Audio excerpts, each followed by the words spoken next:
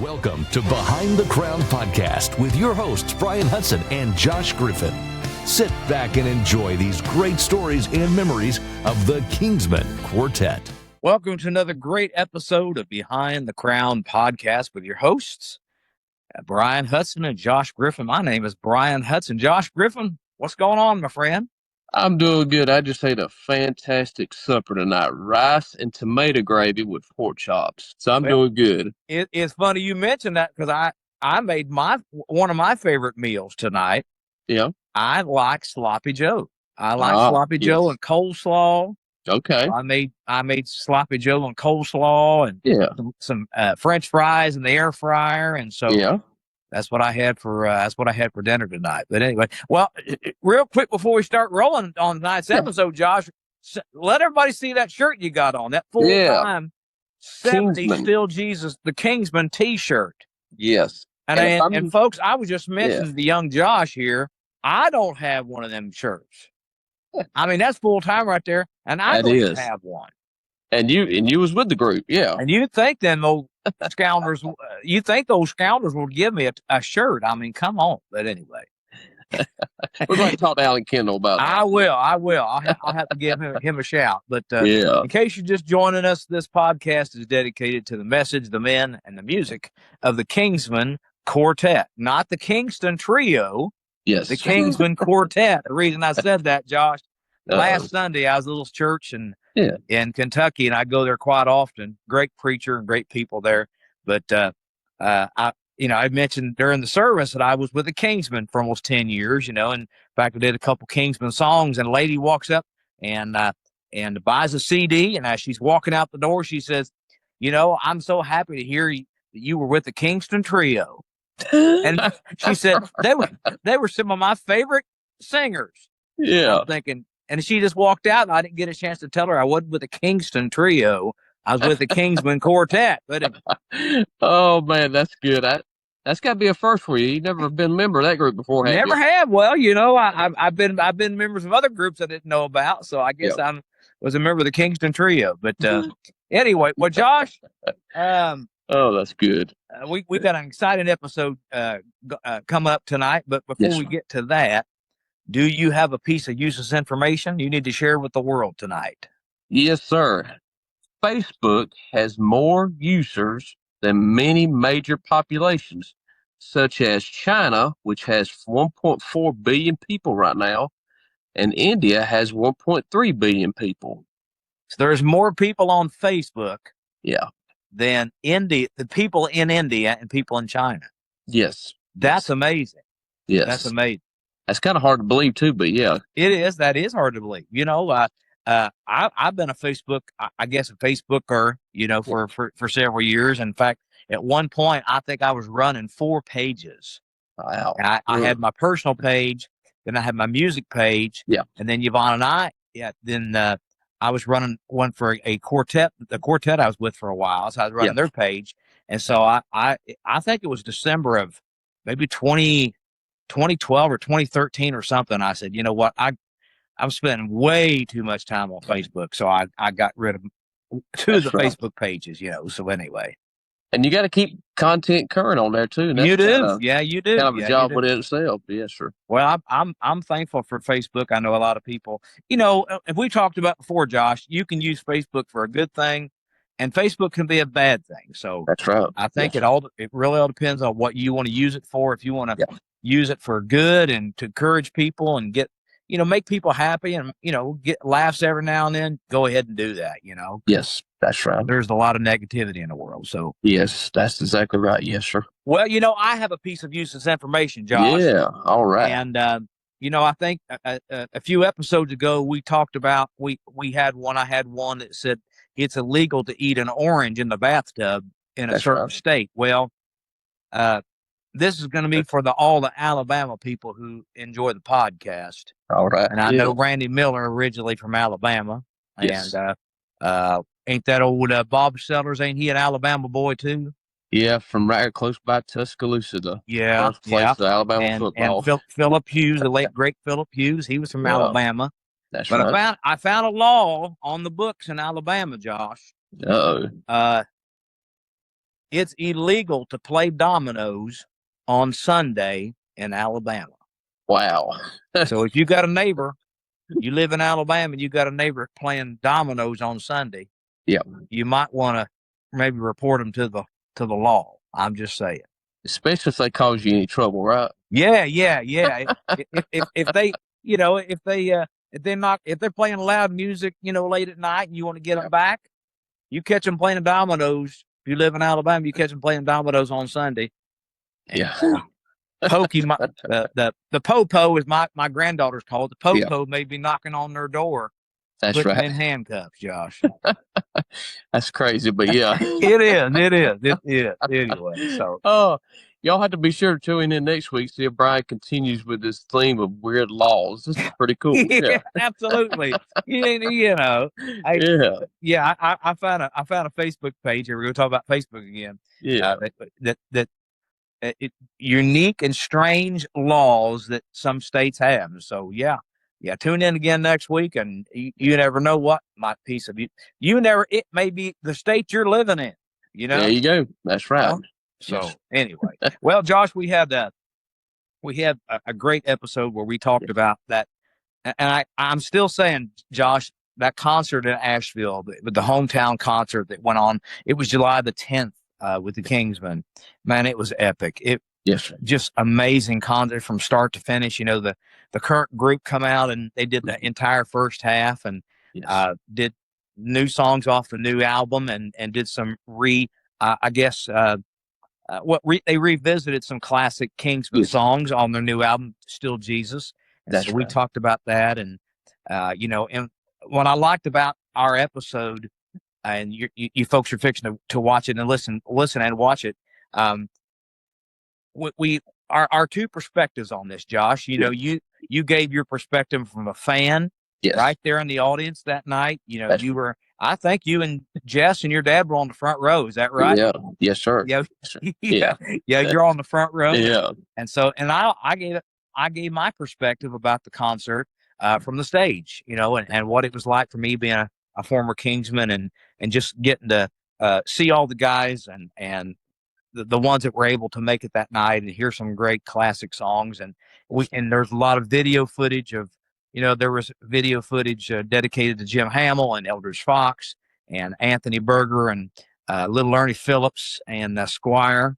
So it was just all around great night. And so I really feel like epic was the word we go for, Josh. Yes, sir. Very much so. Yes, sir. They did a great job piecing all that together. Alan and Brandon did a fantastic job.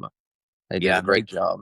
They did. They did a really good job of putting it all together, and I want to thank them. And again, we want to thank Trinity Baptist there in Asheville for hosting us. And even though Arthur was not able to be there, they were so gracious to us.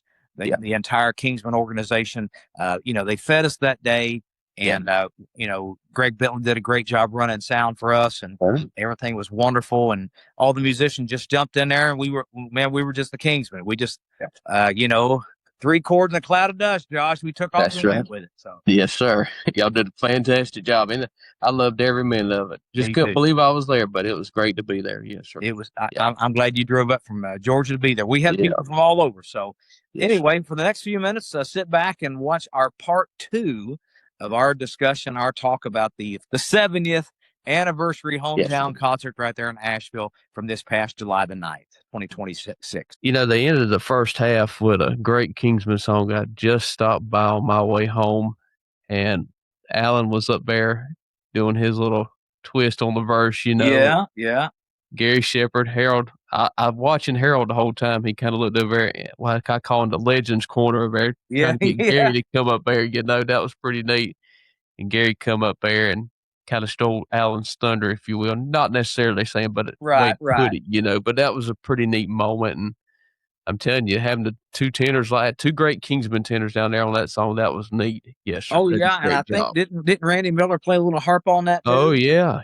And fun fact, he actually recorded the harmonica on that track on the Unstoppable God album. So that was okay. Yeah. Yeah. So, I didn't know that, Josh. You got a little super talented guy. there. I didn't know that. But Okay. I'm telling you what, y'all they did a great job on that song. I just stopped by on my way home. That was Oh awesome. yeah, that was Yes, sir. I loved the original, Yes, sir. and I was thrilled they recut that because it was such a great song, such a Yes, great sir. song. Yes, So they finished the first half. We took about a 15-minute intermission, yes, sir. and then as we were told, all the alumnus guys, be ready for second half. Be ready, everybody on stage.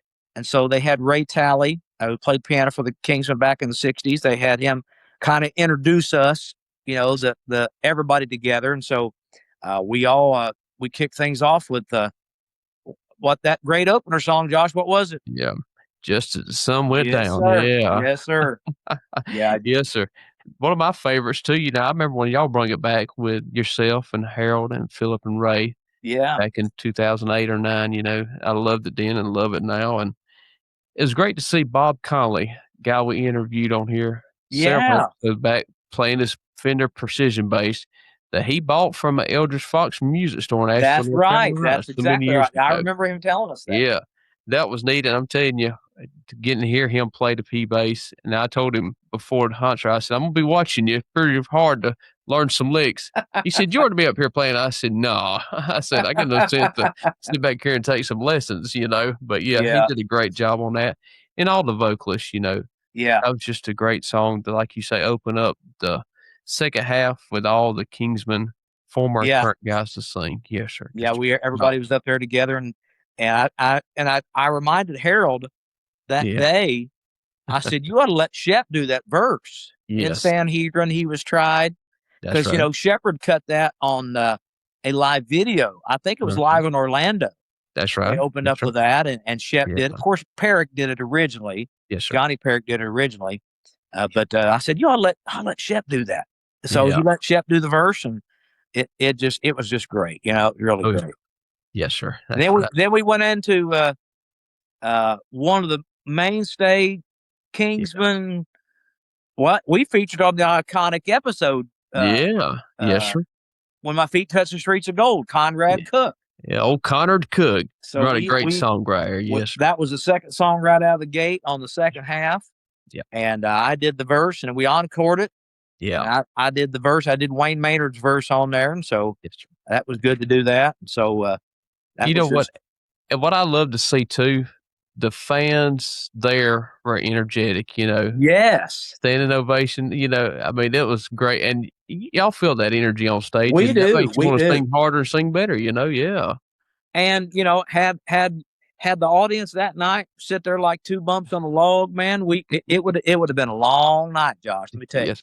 Yeah. because there was a lot of stuff going on, a lot of singing, Yeah. and so we knew that we could just feel the energy. We could feel the energy from the people. So, and I will say before we continue on, every member of the Kingsmen was invited. I just want to Yes. let people know That's that because we've had several people. So, well, where's Johnny Perry? Where was he at? uh-huh. Where was so and so? Where was so and so? Yeah. Everybody was invited, That's right. but not everybody could come. Yes. Tim Surratt couldn't be there because his son was going off to college. And I found out the night before. I texted him, and of course I call him Bubba. I said, "Bubba, you going to make it tomorrow night?" He said his son's getting ready to go to college, and that was his last weekend before he goes to college. And he That's said, right. "I want to be there with my son." So Yeah. every Kingsman alumnus that is still living, was invited, but not everybody could come. Right. It was on a Friday night. Not everybody can get to Asheville, North Carolina on a Friday. Yeah. I was booked 9 hours away on Saturday. So I Yeah. had to do a lot of driving to get from Asheville to where I was going. So Yeah. and some guys, Chris Collins, Yes, sir. Parker Jonathan are still both recovering from strokes. Yeah. Yes, And sir. so in fact, I just talked to Chris Collins tonight Yes. as we're Yeah. recording this. He called me, and his speech is better. He's Good. doing a little bit of driving, but he's still not where he wants to be. Yeah. So both those gentlemen, Parker and Chris, both Yeah. are still recovering from strokes, and so they physically couldn't be part of the night. Yeah. But Yeah. so I want people to know that Yeah. it wasn't because so and so was mad and he couldn't Right. come. It was just not everybody could be there. That's right. I think the next song we did was "So High," and Yes. Drew Laney Drew Yeah. Laney. Oh yeah. He was the bass singer right after Ray Dean announced his retirement. Yeah. And so we've had him on the podcast. Yes, sir. So it was Drew Laney and Bob Sellers and, of course, Eric Phillips and myself. Yeah. And we did a little bit of So High. And it was pretty good, Josh. Oh, yeah. Yeah, really good. You know, each one of you played off each other's energy on stage. And like you said, the blend. You Yeah. get 4 talented vocalists like that. I believe Drew's singing better, better than ever now. He's younger than me, so, kind of jealous. But anyways, but I'm telling you, just a great guy, super nice guy. But the blend was there. It was awesome. Oh yeah, we sounded really good together, and I was thrilled because when I found out Eric was going to be there, I don't know if I said this already, but when I found out he was going to be there, I messaged Alan. Yeah. And I said, "Can I make a request? Yes. Please let me sing with Eric Phillips. Please let me sing with Eric." And when I got there, I was so thrilled when I got there and saw the set list, and I realized I was going to sing with Eric on at least a couple songs. And I thought, yes. That was because I've known him since he was very young, and of course I love his dad, but anyway, so it was great to get to sing with him. And then I think we went to a video tribute, right? Is that right? Of Anthony Berger featured their version of "I Saw the Light," and just great band solo there. Yeah. Gary Dillard on the steel guitar and harmonica, Greg Fox on drums, Anthony Berger, of course, tearing up the ivory keys like only he can. Tim Sherritt on the bass guitar. Just a great feature there to feature those guys and a tribute to Anthony Berger. Yeah. Really great. Yes, sir. Well, and you mentioned Gary Dillard. We said a couple things about Gary already. When I got there and realized there were 3 musicians on the stage that were taking the place of Gary Dillard. Yeah. Yes, they sir. had Kenyon playing steel. That's they had Cutter playing banjo and a stick guitar. Yeah. And Jordan playing electric guitar. Yes, sir. And it took 3 musicians to play the instruments that Gary Dillard played. That should tell people the talent that Gary Dillard had. Yep. We called him Beaver, and so. And also intelligence too. Talent and intelligence. Oh, absolutely. Yeah. Just incredible musician. Incredible musician. That's right. And then right after that, they come out with "When They Call My Name." Yeah, I love that song. That song it's driving. Yeah. Oh yeah, man. Well, the Kingsmen cut that in '77 on Chattanooga Live. And of course, if you listen to the new version, it's about 3 times faster than the original version. it gets going pretty good. Yeah. So that's one of my favorite Kingsmen songs. So when I saw me and Eric and Alan Kendall and Brady on that, I thought, oh man, that's going to be good. That's going to be good. So that's right. And I'll mention too, as well, right quick, Greg Foxbear on drums. That's the first time I've heard Greg play live, other than years ago in Waycross, Georgia, back in 2000. Yeah. He still got it on the drums. He still got it, man. He still got it. Yes, sir. When they call him, I call him Boss Man. I still call him Boss Man all these years later. Yeah. And man, he locks that tempo in, son, and it ain't going nowhere. It ain't going nowhere. That's exactly right. Yes, sir. Oh yeah. But we then they did a video tribute to Foxy. You talked about Greg a minute ago, and they played a video of him doing "Had It Not Been." Yes, sir. Yeah. And I love to hear him sing. And then we brought up Greg. Greg and Gary Shepherd. That's right. And I'm thinking it was think Alan. Was it an Alan singing baritone? And then Brady on bass. That's Brady, right. And they did "Gone." Yep. That was Eldridge Fox, a great song. Of course, he wrote that years ago. But I love the video tribute to Fox because, Fox was a great boss and great man. And so many people, we've talked about this countless times on the podcast here. Yeah. So many people have been blessed and touched and helped by Eldridge Fox through the years. Hi, this is Jason Self, former bass player and vocalist of the Kingsmen. Thanks for supporting Behind the Crown podcast. Yes, sir. That's right. And I tell you what, Greg did a great job singing on that too. Sounded great. Yes, sir. Sounded great. Well, and then, we couldn't do a Kingsman reunion without doing a little bit of Glory Road, Josh. We did a little Glory Road. Harold Reed's favorite song. Yeah. Yeah. Yeah. And originally Tony Peace was going to sing baritone on that. Yeah. And so I just looked at Bob. I said, well, I'll sing one part, you sing the other part. So it was me and Eric and Bob and I believe Brady. Yes, sir. Yeah. Yeah. We sang Glory Road on. And so it was good. And so, Harold give Eric some pointers that night. You remember what he said? He said, I've heard you do that a little bit better. You know, it was all done in good fun. Yeah. You know? Harold was channeling his inner Jim Hamill. Yeah, that's right. Yeah. Which he done that a couple weeks ago or a few weeks ago there in Memphis when you was there with Jeremy Peace. Yeah. Get to see him do it with Eric Phillips. So he didn't show any respect or person, if you will. It was good. Yeah, it was good. Yeah. Yeah, that was great. Good. Yes, sir. Well, speaking of the Kingsmen, I will say, and we talk about this just about every week, but yes, sir. We'll talk about decades of music, decades of memories, 70 years of songs. Get on Amazon and grab this book. We say it this way every week, every podcast episode, all things Kingsmen. It has stories on behind the songs, behind the albums, stories about some of the guys and their thoughts on certain things, road stories and kind of thing. A lot of great pictures, but make sure you get on Amazon, written by Alan Kendall, current baritone and MC for the Kingsmen. Decades of music, decades of memories. Get on Amazon, order that book. You'll be glad you did, for sure. Yeah. Yes, sir. Yes, sir.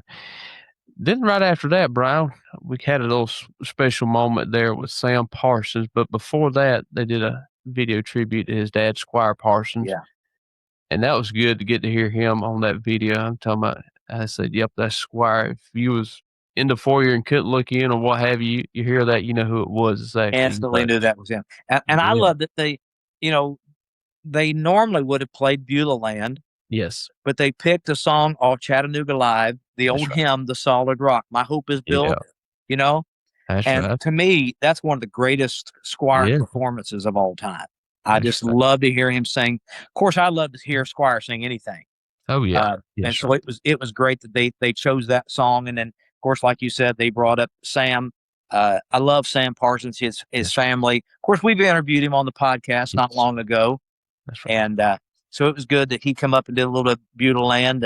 And he also did Look for Me at Jesus' Feet. Yes, sir. And what was so funny that afternoon, they're rehearsing it with the band, and Sam is, and he is singing it in a tenor range. He's singing it in Johnny Perrick's key. Yeah, I looked at him, I said, man, don't you think you ought to lower that? He said, no. He said, if I had to do it every night, there's no way I could do it every night. Yeah. He said, but I'm okay. I said, well, have him lower it. He said, I don't need to. I said, well, just because you can sing it that key don't mean you need to. Yeah. I said, lower that thing. Them boys can drop that song, a half step or a step, but that's right. He did such a great job. And I don't, if you remember what he said, Josh, he mentioned our loved ones and how life is short. Yes, sir. We have no promise of tomorrow. Yep. And to make sure that we do our best to make sure we're ready to meet the Lord. Amen. That's I really love what he said there. So and that was a special moment too. He kind of got personal with Eric and Greg and all on stage talking about their dads, kind of like how we'll meet them again in heaven. I'll Look for Me at Jesus' Feet. That was a neat moment as well too. Absolutely. Yeah.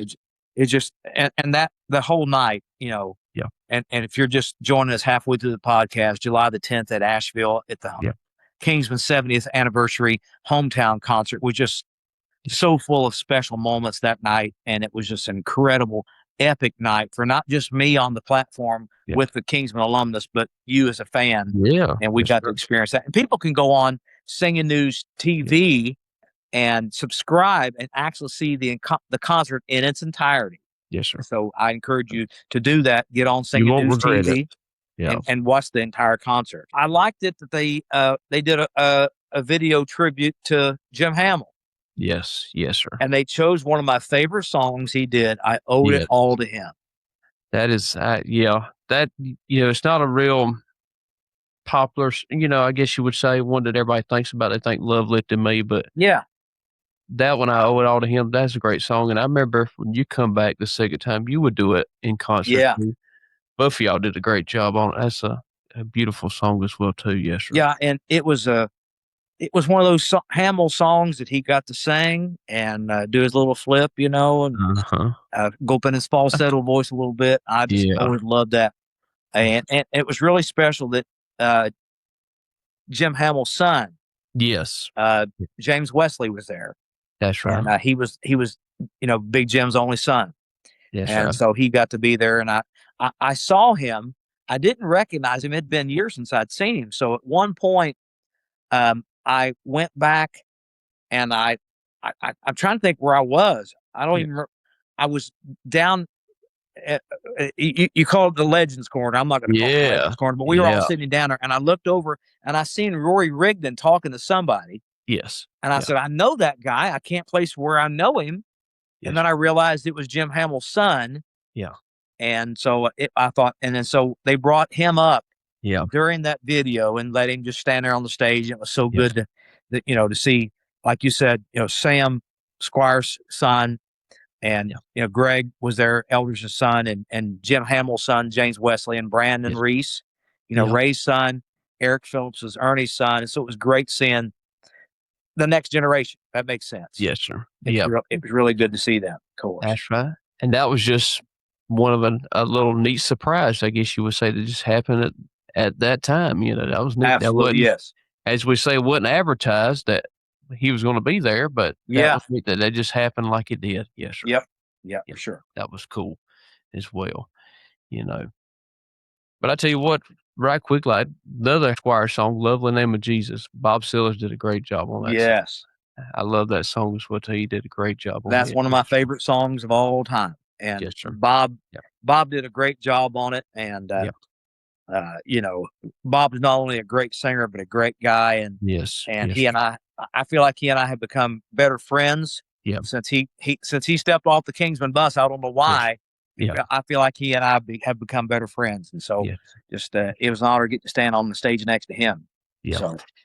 And we can't go any further without talking about Wish You Were Here. That was a neat moment as well, too, Like you said, Tim Cert wasn't able to be there, and that was understandable, But to hear you take the second verse, Josh Davis take the first verse, y'all both just killed it. It was a great song. Yes. Sir. Well, it's one of those songs that as long as there's a Kingsman, they're going to be doing Wish You Were Here.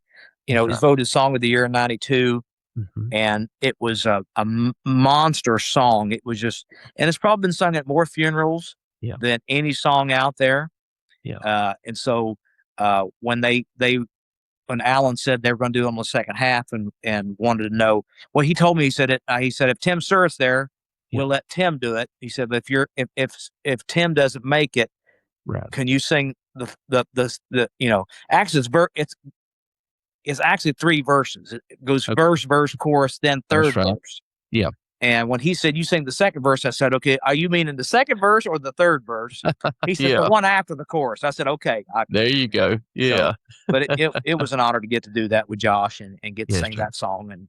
And so it's just one of those songs. It's forever going to be attached to the Kingsmen, no matter what. Yes, sir. So. Yes, sir. That's exactly right. Yes, sir. That's right. And I tell you what, after that, He's All I Need. That was a highlight for sure because Gary Shepherd, let's just admit that's his song, Yeah. Other guys have come along and sang it and done a great job with the Kingsmen. They have, yes. Yes. But he owns that song, and I'm telling you, he done a great job. And I loved how he shared a little bit, if you will, testified a little bit as well. Yeah. And just let the Lord use him that night as well, too. That was a great moment as well, too. And you was over there, as I say, in the Legends Corner. What was going through your mind at that time? Well, when Shepherd was going to sing that song, I actually stepped up there because I was going to sing it with him. Yes. Yeah. And when Shepherd began sharing from his heart, I was flooded with different emotions. Yeah, it was thinking about how faithful God is in my life. Yes, sir. How that, he's always there, to hear my prayer each time I call him. Yeah. I was thinking about that, but also, to be honest with you, Josh, I was thinking, I'm on stage with Gary Shepherd. Yes. Singing this song that I heard him sing as a fan. for so many years. Yeah. And, I was a 16, 17-year-old kid on the front row when Gary Shepherd was singing He's All I Need. Yeah. And now I'm on the stage singing harmony along with Gary Shepherd, singing He's All I Need. And it was a very emotional time for me. Yes. And it was one of those moments that it was a God moment through and through. Yeah. And there wasn't a dry eye in the place. Yeah. And I'll be honest with you, one quote that Gary said before he sang, he said, "I've never been more proud to be a Kingsman." Yes, that's right. And that really touched me. Touched me. Because I knew he meant that in his heart. Yeah. Yes, sir. And, it was just and I encourage people to go on Singing News TV and watch the entire thing. But that was a special, special moment when Gary Shepherd just sang it from his heart. Yes, sir. And the rest of us guys, we got the audience to sing along with us on He's All I Need on the ending, the tag. And it was just a great moment that all the people just lifted their voice together. Yeah. And we worshiped God for a few minutes. And it was just wonderful, My oldest sister, she wasn't able to go with us, and we was watching it Sunday evening after we got back home on Singing News TV, like you said. And she was crying too, it just touched her too, She said, "How can you not, Oh, yeah. A Christian, you just know He's all you need, Yeah. Yeah. I said, "You're right." Yes. Yeah. That's exactly Absolutely. right. Yep. Another great Kingsman song, kind of a driving song, if you will, fast song, "Meet Me at the Table." I love that song. That's always been a great song, and the guys did a great job on that song too, as well, too. Just love "Meet Me at the Table." And we interviewed Tony Peace not long ago, Yeah. and he said his favorite Kingsman song was "Meet Me at the Table." That's right. So when I got there that day and I was looking at the set list, I looked at Alan. I said, "We got to put Tony Peace singing baritone on Meet Me at the Table." He said, "Okay, okay."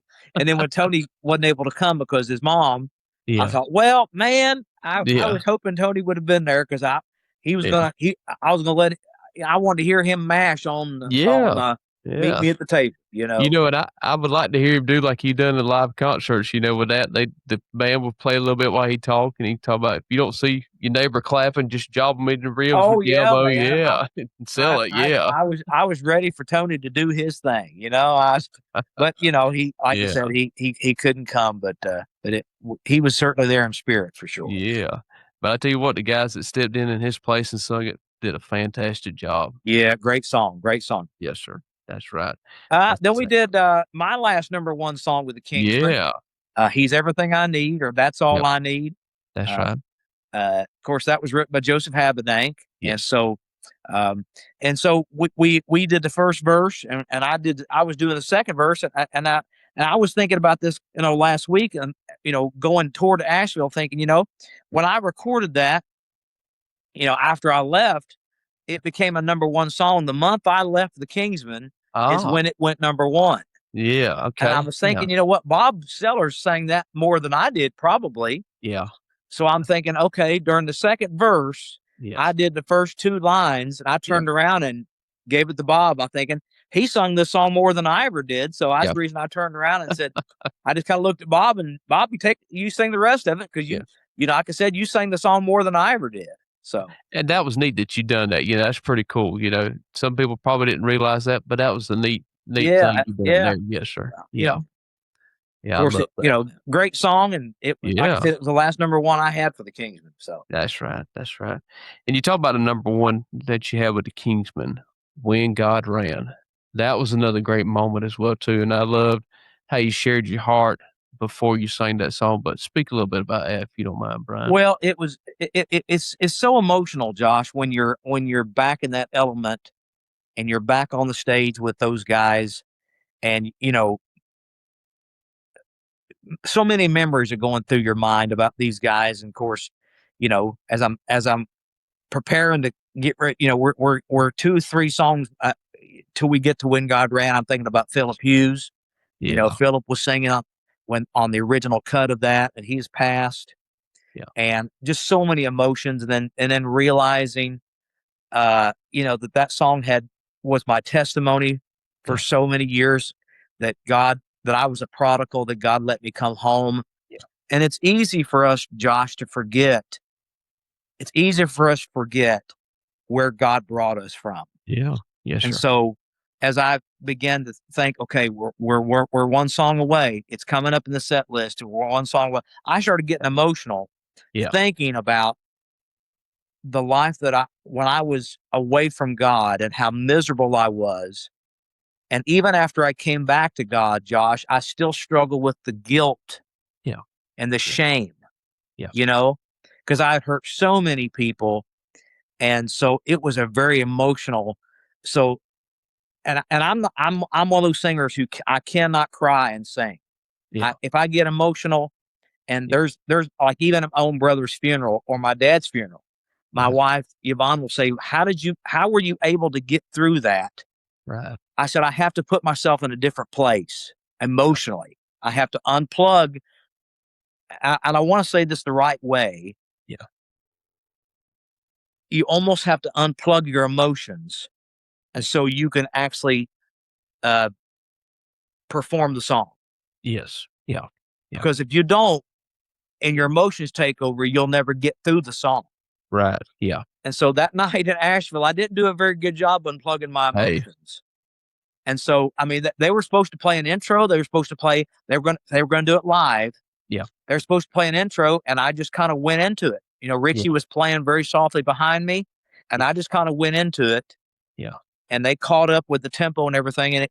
But in the middle of the song, I was getting so emotional. I just said, "There's just no way I can get through this song." So I felt really embarrassed, to be honest with you. I felt like it wasn't one of my better performances of that song, and I felt like I'd let the group down. I felt like I let the fans down. I felt like I embarrassed myself because it just wasn't what I wanted to be. Yeah. But sometimes those things happen, and I like what your dad said to me. Yeah. In the parking lot. Yeah. Because we were out there talking, and I said, I just felt like I just didn't feel like it was good enough. Yeah. And your dad put his hands on my shoulders. Yeah.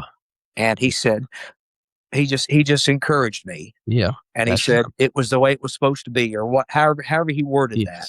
That's right. Yeah. And then after the night was over, I got to the product table, and a young man come up to me. Yeah. And that's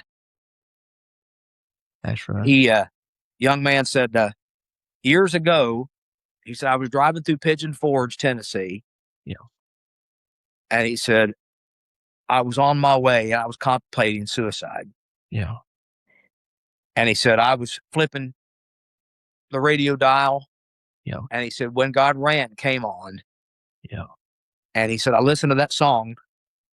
Yeah. And he said, I just felt like committing suicide was not what I was supposed to do, that God had a purpose in my life. Yes, that's right. Yeah. And I told him there at the table, I said, man, if there was ever a night I needed to hear that, it was tonight. Yeah, that's exactly right. I needed to hear that tonight. Yes, sir. So, so if you go on singingnewstv.com and watch it, don't listen to the way I sang it, because it was not one of my better performances. But well, like my dad, I'll echo too. It was a full-time, real performance from Bryan Hutson. Well, to let the Lord use you like that, you wasn't faking it. It was real. Well, and that does more for people. And I can understand. I don't sing, but play bass guitar. You don't want to mess up, Yeah. But what you done, the Lord used you to touch people, and that's probably ain't no telling how many you did touch by looking at it live, there live or on Singing News TV. Yes. Well, I said, I don't want to keep harping about that song, but as a member of a group, you always want to do your best with the rest of the guys. You want them to, put their trust in you. And I just felt at that moment when my voice just wasn't going to work because I was just so emotional. Yeah. I just thought, I just laid a big egg here, but God still used it. God still used it. And that was the main thing for sure. That's exactly right. Yes. Well, it was good that Randy Miller was Yeah. there, and Yes, he yes. played harp and played dobro on "Wish You Were Here," I think, and played Yes, lead guitar on a few things. But we yeah. brought him up and did his signature song, "Never Been This Yeah. Homesick Before." The only way he could do it, I'm telling you, what a great vocalist, Yeah, man. different sound. And I told Sam Parsons this before the concert started. I never told Randy Miller this. I don't believe I have, but I remember we bought the Shelter album back in 1999. Yeah. Probably got down there at Waycross at All Night Sing, Yeah. But the last track on that, uh, Randy Miller song, I believe I'll Go On by the Way of the Cross. Squire Yeah. Parsons wrote that song, but Yeah. at that time, I just found out about the Kingsmen, didn't know the Kingsmen, but to hear that, I'm like, "Who is this?" Yeah. And I'll be honest, why not? Right. While we're here, I thought about it, I was like, "They got a black guy singing with this white group. Who is this guy? This guy Yeah. can sing." But the guy, I mean, soulful He's voice, got some soul, man. He's I'm got some telling you, soul. could sure enough sing, and super nice guy, but he did a great job Friday night as well. Hello, this is Kingsman alumni Randy Crawford. Thanks for supporting the Behind the Crown podcast. A great job. Yes, sir. Yeah. Well, and speaking of Randy Miller, Yeah. Evan Bradford, that young bass guitar player, texted me a couple of days ago and said, "How did Randy Miller get the nickname Doggy?" And yeah. I don't know if we shared it on the podcast when we had Miller on here. Yeah. He loved slaw dogs. Okay. Yeah. Hot dogs with chili and coleslaw, and they call them slaw dogs. Yeah. And so when he joined the Kingsmen in 93, I guess it was, right after Berger left. That's right. He loved slaw dogs, so they started calling him Slaw Dog, and then it went from slaw dog to doggy. So his nickname kind of morphed into Doggy.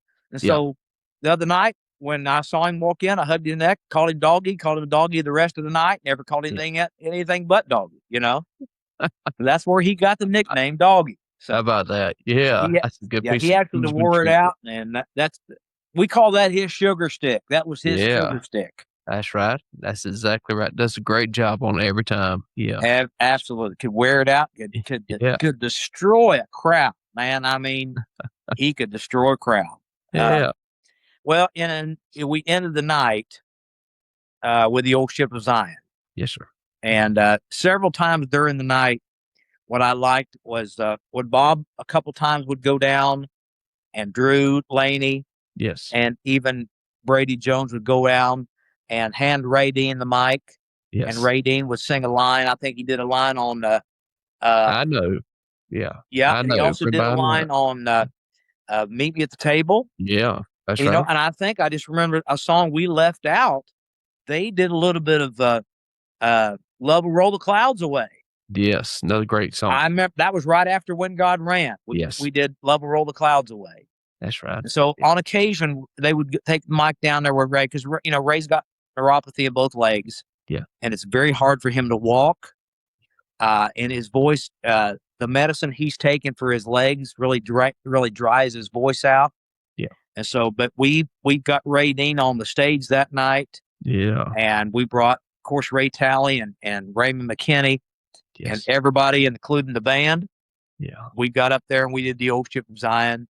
Yeah. And, of course, Greg Fox sang his dad's verse. That's right. Yes, sir. And then Ray Dean did his verse. Yeah. And then Eric Phillips and Gary Shepard and Harold did the third verse. Yes, sir.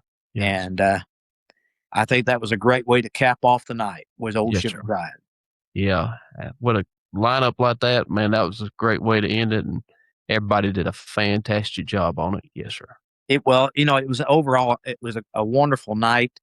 Yeah. And, I'll be honest with you, Josh, I don't know how it was with you, but 2 or 3 of the Kingsman guys, we were texting them back and forth, and I cried this was Friday night. I cried all day Saturday.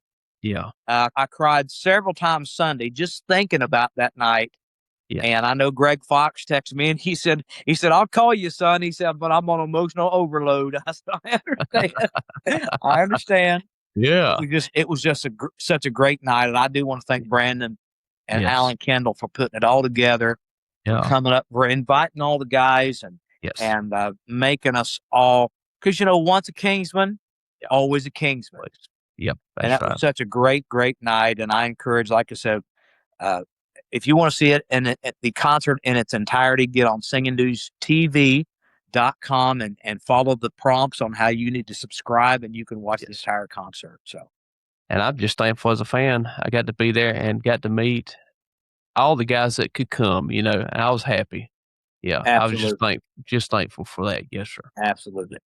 If you want to, maybe we can come back next week and hear some of the guys that we've reached out to that actually was on the stage, the band and singers included, and maybe watch some comments they have about the concert. Would that be all right to do that next week? Yes, that will be a great episode. But come back for next week for part 3 of this, reflections on the 70th anniversary hometown celebration of the mighty Kingsmen in Asheville, North Carolina.